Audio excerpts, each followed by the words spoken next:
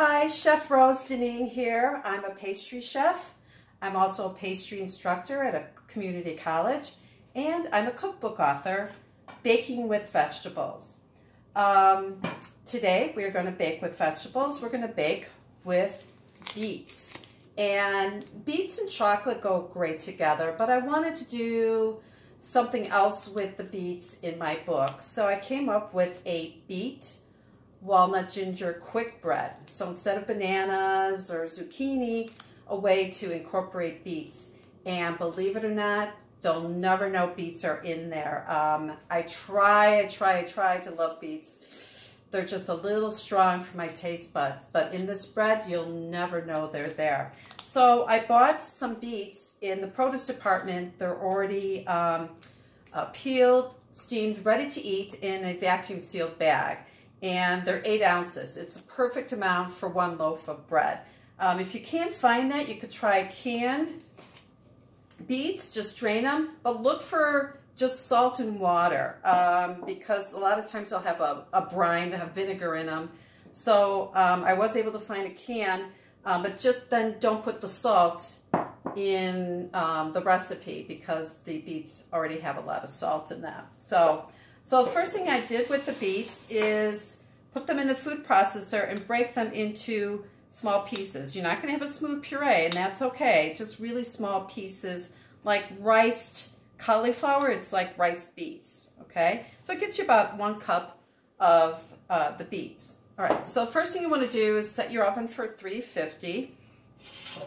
And this is a pan that I use. I found it at IKEA. And I love it because it's a nice straight-sided pan and it fits one loaf and the pieces are all the same size. You know, in a regular loaf pan, you've got the middle is bigger than the edges. So IKEA, really, and not very expensive. So I sprayed and put paper in the bottom, so that's ready to go. And I've got my dry mix ready here. And in the dry mix, it's 1 cup of all-purpose flour, a ½ cup of wheat flour, some walnuts, which is great. So this is a very healthy bread, but they'll never know it because it's so good. There's a ½ cup of granulated sugar, a ½ cup of brown sugar, and of course some baking soda, baking powder, and a little bit of salt, and ginger. Ground ginger works great in it, but if you don't have it, that's fine. You can leave it out, but the ginger works really well with the beets. So that's my dry mix. So my wet mix, I'm going to have 3 eggs. Always break up the eggs first. So what I like about quick breads is they're quick. You have a dry mix, you have a wet mix, they get folded together into the pan and baked. All right, so I'm going to add about a 5.3 ounce container of yogurt. Just make sure it's plain. If you get one with vanilla, that's fine, then you don't have to put vanilla in, but just a plain yogurt. If you don't have yogurt, you can use some sour cream. All right, but really healthy bread. The yogurt, I'm going to use olive oil, about a ½ cup of olive oil. So again, really healthy bread, but they'll never know. Sneaky. And a little bit of vanilla, about a teaspoon. Twist that all together. And then you're going to put in the beets. Now this will make the batter very pink, but as it bakes, it'll turn brown. So they'll never know. They'll say, you know, if they saw a pink bread, they'd be like, oh, what's in there? But they'll never know. Just tell them it's zucchini bread, and yeah, it's nice. It's not very earthy like the beets, so it kind of tames that flavor a little bit. So you can see it's nice and pink, beautiful. Add your dry mix. Like, super easy to put this together.